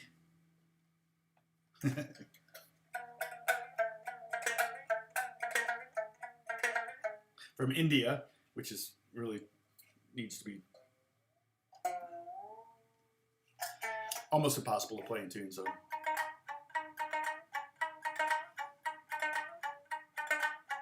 but really fun. And then a Gobachand, I think it's called Gobachan. I'm not sure how you pronounce it. So, I don't even know I don't know how I would play in tune. I saw some guys playing it though, doing harmonics on it and stuff. It was kind of cool. So, those aren't expensive instruments. Those are, almost more like wall hanging instruments, or if you had an Indian restaurant, you put them on the wall. But I can actually get sounds out of them, which is all I really need to be able to do. So yeah, twerking music. Yeah, exactly. Yeah. Oh, Becca's here just to say hello. Yeah, they've been asking about you. Wondering where you went. Irish Bouzouki is cool. Yeah, I have the Irish Bouzouki, right? It's not hanging up anymore, though. It's in my closet. And that one I actually bought to be, I still haven't gotten the courage to tune that D string up high to the E string. It feels so tight to me. I've got backup strings in case I break them, but I would love to be able to tune it up to D, the D up to an E on the top string, just so that I can think of it as a mandolin. Because then I feel like I would have much more dexterity on it, and then I would treat it as a bass mandolin more than an Irish Bouzouki. In fact, that reminds me, I don't know if they have the right keys up, but we're doing an unplugged weekend this weekend, and let's see what the keys are for the songs, because that will affect what instruments I play if they know, but they're not always right. Well, okay, good. That's in D. Yeah, that's the new one, and I'm playing ukulele on that one. And then G and G. Okay, that's great. So if those keys are right, then that opens the door up for a lot of different instruments. I could technically play the Ruan, but I don't think I'm going to bring the Ruan to church yet. It's pretty funny though. The Bouzouki, if we were in F, I might be tempted to. I don't know, what key would I want to? That would be the key. Let's see, G would be F. Yeah, I don't know. If we were doing something in F, I might use Bouzouki. But I know I'm playing ukulele on one song. And I'm still trying to decide if I'm going to use my tenor uke with the low G string tuning or the soprano uke with the high G string tuning. I showed you those in my new video, which if you haven't seen my new video, please check it out. It really isn't doing very well, which is like kind of bumming me out. Like, not bumming me out, but it's like, you know, I put a goodly amount of time into making this video. And I don't know if that shows or not, but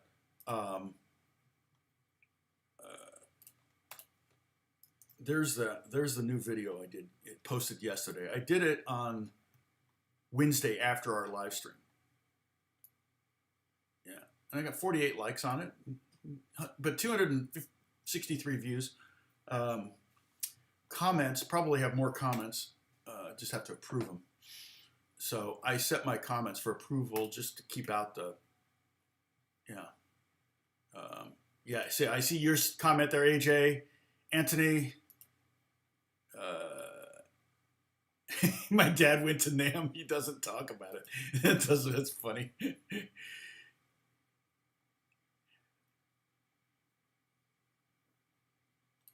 Whatever, but people get a little snooty when you. I mean, I said it was a Hawaiian instrument. Come on, everybody thinks of ukulele as a Hawaiian instrument. I didn't really do a deep dive on it.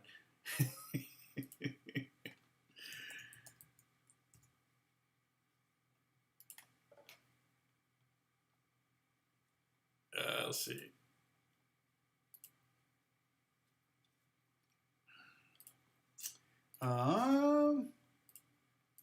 So we got.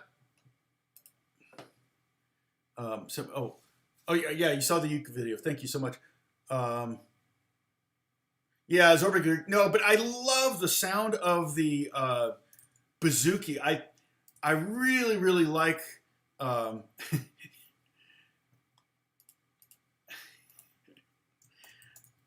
I really like the two low strings that have the octave. They're steel string. It just has a great sound. It's kind of like a 12-string sound, but different.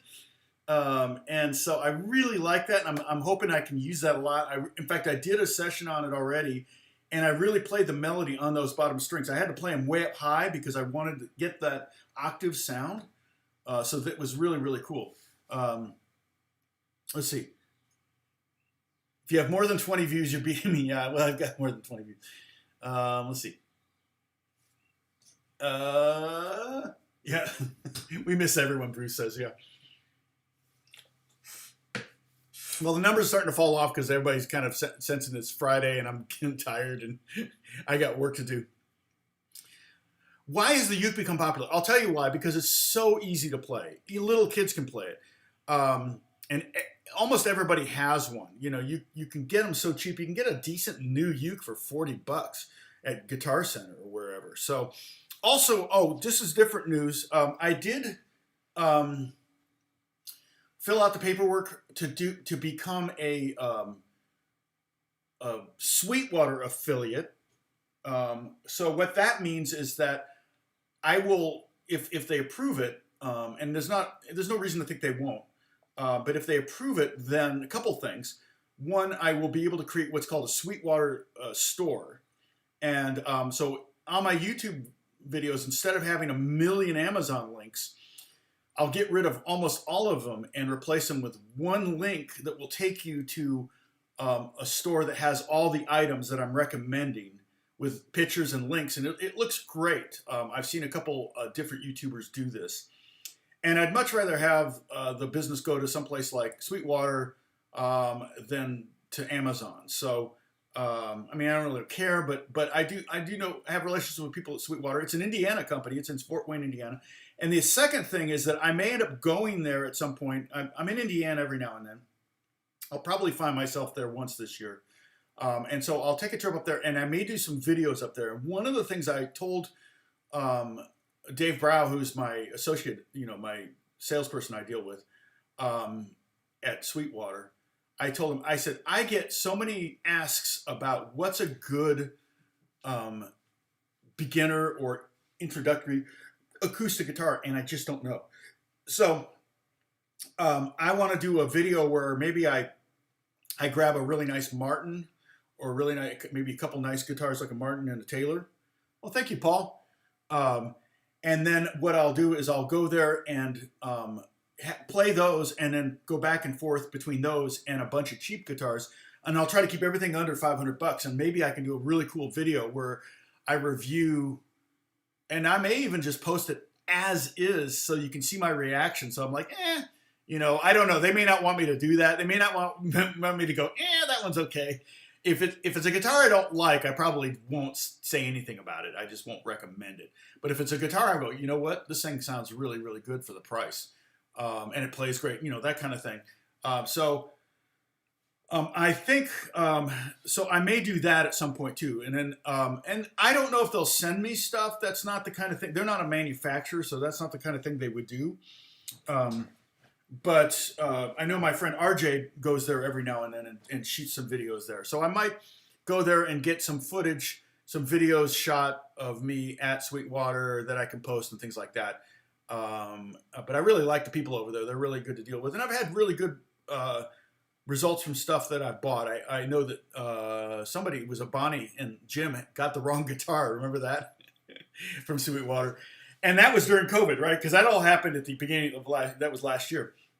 And then I read that article in Rolling Stone that said they're selling 1,000 guitars a day. And when I first read the headline, I saw it as 1,000 a year, and I was like, wow, because I'm thinking like a little guitar retailer would be thrilled to sell 3 guitars a day. Are you kidding? And I realized, wait, not 3 a day, 1,000 a day. That's insane. And Guitar Center is in bankruptcy. So they may not be around much longer. I'm curious if Sam Ash is going to buy them. They make no sense to do that because Sam Ash has a store in pretty much right next door down the street from every Guitar Center that I know of. Every Sam Ash store is near a Guitar Center. Not every Guitar Center has a Sam Ash near it, but it's going to be interesting to see. I told you on Wednesday that I actually owned Guitar Center stock at one point, and I think I paid $7 for it, and then Bain Capital bought it for $14.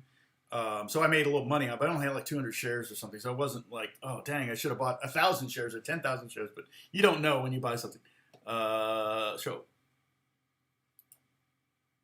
okay. You got a capo giveaway. So Becker's doing a capo giveaway. So yeah, you got good odds. What kind of capo are you giving away, Becker? I should do giveaways. My only thing is I did it once. I actually have some. Take care, Tony. Take care, Zach.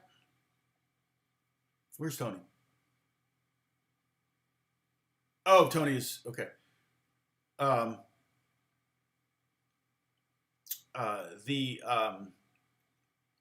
I did a giveaway, and it's like it was someone won in Madagascar. It was like I had 3 sets of strings and the licks of strings, and Yeah, I think it cost me $80 to ship these, $28 worth of strings or something. I was like, oh my gosh. So I hate to do a giveaway and have someone, have to make it only for, the continental 48 states or whatever, as they say. Oh, G7. Wow, Celtic. Oh, wow, that's a good one. Wow, that's a nice capo. Yeah, man. I won't register. I don't want to win it. So I could probably get one if I wanted. They'd send me one. They just reached out to me too on Instagram, G7th, and in fact, I should probably do a little tag to them today because I'm using the capo the Kelly song. But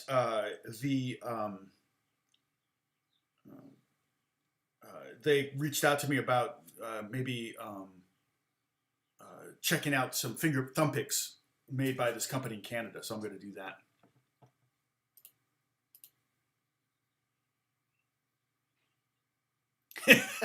Waterman's going to do a giveaway as well. He's going to send it. It's funny because I did save strings from a session I did for a Bieber thinking at some point somebody's would I could auction those off for charity or something, but I don't think anybody wants an old set of strings. I think I threw them away. I don't know why I kept them, but all right, I'm out of coffee. That tells me something.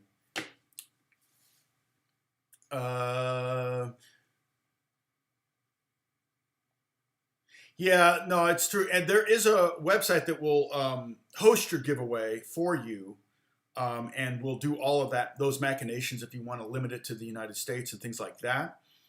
Becker, you're in England, I think, right? You're in London, or outside of London. So, 1800 CE time, CET time. What's CE? What's CET? Something Eastern time? I know GMT, Greenwich Mean Time, and PS obviously is Pacific Standard Time. You have 2 pounds of. What are you keeping old strings for? I used to keep old strings. If with acoustics, if I change strings, I used to keep the G strings and the D strings because those are the ones I would break, and I didn't want to open up a new set if I just broke a string. But I don't really break strings anymore, so very often. G7s. G7s. Oh, capos. Yeah.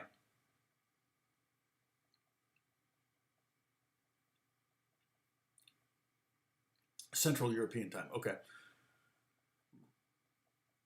Did you see the Facebook link I sent you about that? Yes, I saw that. That was awesome. The giant coffee cup. Yeah. I should get a plastic one of those and just troll you guys and go, yeah. So anyway, what are you guys talking about today? What's new? Here, hold on a second. Dennis, no, I saw your question. Dennis is getting impatient. So, Becker. Oh, so you're being asked how they can enter. Sam, yeah, you could spend some money. The continent. Okay, so the bulk of Europe is on like France and Germany. Are they on the same time zone, Central European time, or is that? Let me look it up.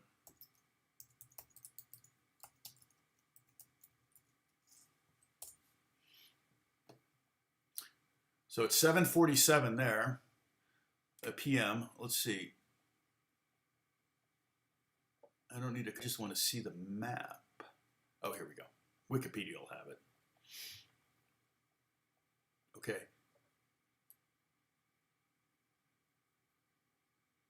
Oh, I see it. Yeah, that's a big chunk. So all of Spain, France, Germany, Italy. Oh, almost all. Yeah. See. Let's see. That's Norway. Wait. Shoot. Norway, Sweden. What's the? Yeah, the Netherlands. So England and Portugal are on their own, the Greenwich Mean Time. Norway and what's the other one? Sweden. So Sweden and Norway are on it, but not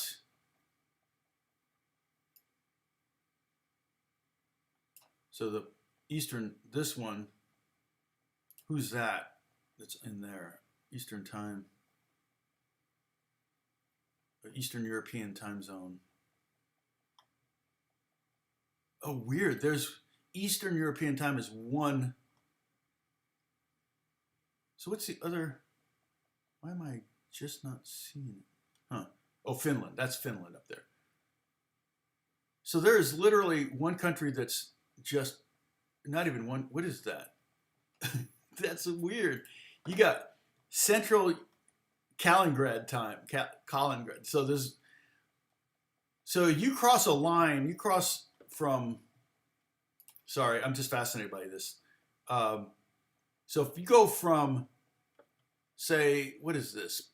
Poland into Ukraine, I think.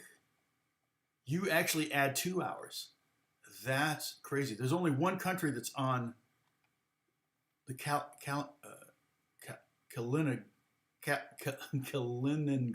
time. Or is it, no, wait. UTC plus 1. Okay, wait. UTC, okay, Greenwich. Oh, no, okay, so no, it's 1 hour. Okay, sorry. UT plus the time difference. So, okay, so it's the same as, okay, why is that yellow then? That's weird. Okay, I don't know. It's the same as, it's UTC plus 2, which UTC stands for Greenwich Mean Time. Oh, yeah, Western European Time. What's UTC literally stand for, though? Why is it Coordinated Universal Time? So Universal Time Coordinated, I guess, is what it stands for. Okay. Yeah. Granted, everything's on Greenwich Mean Time, basically. But we're Greenwich Mean Time minus. The things you'll learn, you're not learning anything. Okay, so Monday, we're going to do Ask Me Anything. So now if you ask me about Greenwich Mean Time and GMT or whatever, you ask me about that stuff, I might actually know it. Not Finland. Yeah, thank you. I couldn't think of I was like Sweden, Norway, and I couldn't think of the Finland for some reason. Finland's crazy. I mean, gosh, it's like, it must be cold there all the time. I just don't know how you would live there. I'm just such a Californian now. I've been here way too long.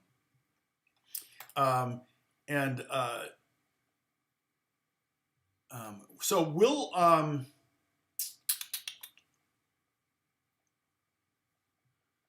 thank you for the super chats too. By the way, that's really appreciated. I love it when you do that. Kind of helps justify the time I spend on this. I think Becker, I think, said it's not too late to enter. I think he said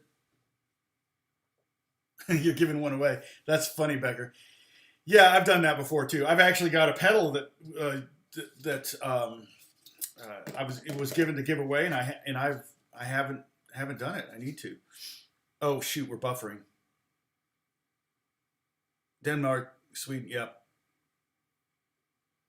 Netherlands aren't considered part of Scandinavia, are they? It's Scandinavia is Denmark, Finland, Sweden, and Norway. 4 countries. Is Iceland considered part, or Greenland considered part of Scandinavia at all? It's so weird. I'm seeing. Let me check my speed. Anyway, everybody, I'm going to take off. I got to finish this track for Kelly, and then once we do it, if she posts it, I don't know if I think she's doing it for her Patreon account. But hey, adios, Texas. Yeah.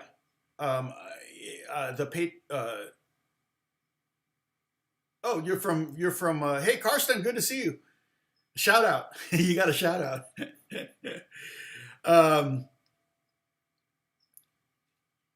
Bidding adios from Florida. Oslin, you're near Bruce, our moderators, one of our moderators.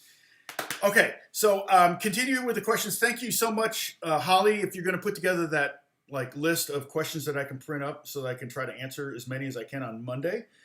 And then I will try to decide by, obviously Wednesday, we're going to take a little break from the bluegrass thing and do some other techniques or skills or something. I'm not sure. maybe I'll do just like a 13-week series on the Ruan. Can you imagine? And then I think, yeah, we'll probably, I don't know, maybe strumming. I think there's a lot of interest in musicality techniques, things like that, and that is something that rarely is taught. And so we can talk about some of those things, and slurs would come in there. So slurs would be part of that, I would think. Legato studies. I do want to do a slur study video, so maybe I will do one or slur exercise video before we get to Wednesday. Maybe that'll be my next video. I do think I'm going to do 2 more ukulele videos. I'm going to do one on why so many ukuleles, but I may wait until I get one more because I think I'm going to get one of those U basses, the ukulele basses. So that will put me at, dang it, buffering. Well, no, I don't know why YouTube is not receiving enough. But I may get a U bass, and I've always wanted one of those things. They're kind of a cool sounding bass. And then that means I'll have 6 basses, which is ridiculous, and 7 ukuleles. Actually, I have 8 ukuleles, but Alex has my flea, so I gave it to him. So it's his now. So I really only have 7. So Bruce is in Florida. I don't know if he wants that information out there. I don't think it's any secret though. And then, but he's from the Northeast originally. So Holly's in California like me. Becker's in Europe. Sam is in Michigan. Waterman, what did you say you were from? I forget. Anyway, I'm gonna take off. I could just sit here and chat all day, but I gotta get work. See, I'm just putting off doing the work, just like anyone else. Just don't want to. I'm done with the arrangement. I just have to play it right. I got to get it right. So we'll see if I can do that. All right, I'm actually going to be filming it because this is part of the Patreon is to have behind the scenes stuff. So I'm going to be filming it. That's another thing that you might want to know. That's a kind of a new thing professionally. Everybody's doing that now, especially drummers are filming themselves doing the sessions. I don't generally like to do it because I may take longer than I should on some sessions because I want to get it right. And I don't want anybody to see me struggling. So just a looker out. See you, Paul. Just the egomaniac in me he wants to kind of keep my brand pure. But when you're in the studio, things go faster when you're in the studio. I tend to make less mistakes when there are people around me watching me play, ironically, than if I'm by myself just recording. I think I focus more when the clock is moving and people are watching, the pressure's on. I focus better. So I don't mind being in the studio, but just 95% of what I do is from home now. So anyway, we'll get questions, and I'll be checking out the questions too, so I can kind of have, I will try to get them by Saturday or Sunday so I can be thinking about them, and if I need any special, if I need to have stuff out and ready to show off, like if they're talking about a specific guitar or something like that, I may want to get that, I may need to do a little prep work for Monday, okay? Or if it's a music theory question, I may want to create some kind of exercise or something, so who knows? Anyway, God bless you guys. Thank you so much for watching. Everybody be safe, take care of yourselves, and be cool on Discord, love each other, and support each other, and check out each other's videos, and see if we can get some of you to 1,000 subscribers so you can start monetizing this thing, okay? Take care. Bye-bye.